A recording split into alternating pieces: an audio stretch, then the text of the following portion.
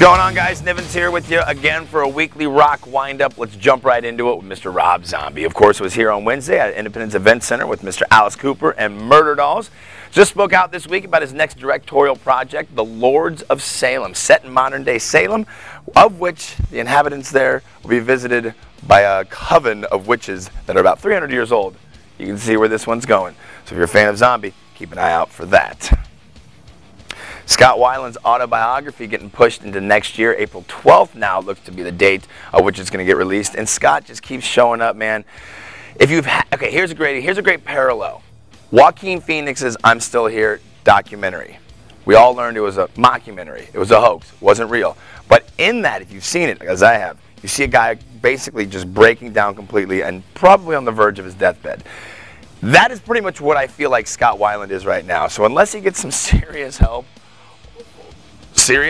I mean, I don't know really if we're going to see him around much longer. It's really starting to seem pretty bad. So we'll see where it goes, Mr. Weiland, and of course the rest of the crew from Stone Temple Pilots. Alter Bridge 3 release date finally announced this week. November 9th is when you can expect AB3 to hit shelves. If you go over to my blog right now, you'll notice the entire album available for your streaming pleasure. Go take a listen. Let me know what you think. Earlier this week, Down and ex-Pantera bassist Rex Brown spoke up about the possibility of a one-off Pantera reunion, saying, quote, "I just don't see it happening. It would be great in one factor, that we would play with Vinny again, and that it would be all sorted out. I just don't think it would be right without Dime. It was only the four of us. I don't know anybody that can play like him." So for all those who are thinking maybe we'd see Zakk Wylde stepping in for the late great Brother Dime, doesn't look like that's going to happen.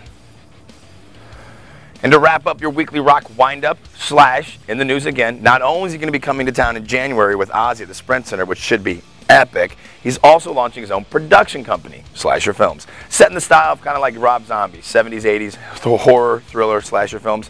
First one's going to be set in rural Kansas. Hey, way to go, Kansas. About a family that moves to a small town, only to find out that there's an ancient demon that has an insatiable bloodlust. Nothing to fear.